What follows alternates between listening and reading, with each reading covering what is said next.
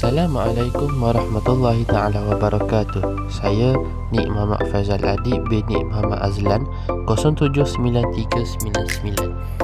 Saya memilih tajuk tahlil untuk tugasan video mantik kali ini, yang mana saya memilih konsep solat.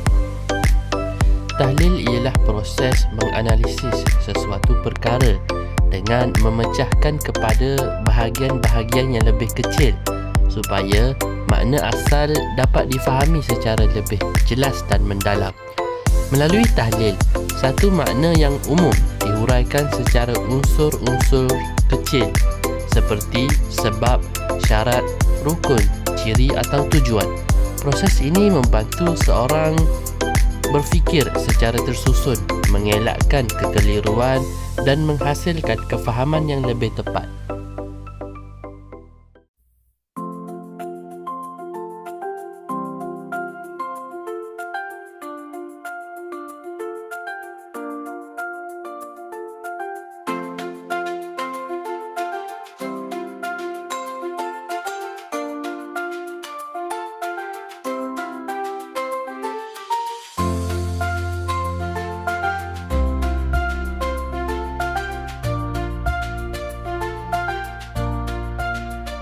Seterusnya, kita akan masuk kepada bahagian analisis hubungan dalam konsep solat. Dalam slide ini, saya terangkan bagaimana setiap komponen iaitu syarat, rukun, tujuan dan natijah saling berkait antara satu sama lain.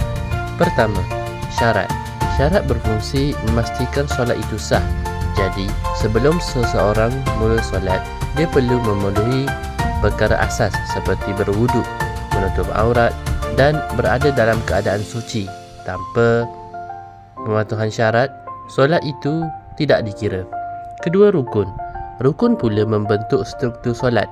Ini bermaksud setiap pergerakan dan bacaan wajib seperti berdiri, rukuk, sujud dan membaca Al-Fatihah. Ketiga, tujuan. Pada bahagian tujuan, kita lihat bahawa solat bukan sekadar ibadah fizikal, tetapi ia membawa hikmah seperti mendidik disiplin, menyucikan hati dan menguatkan hubungan rohani dengan Allah. Akhir sekali, natijah.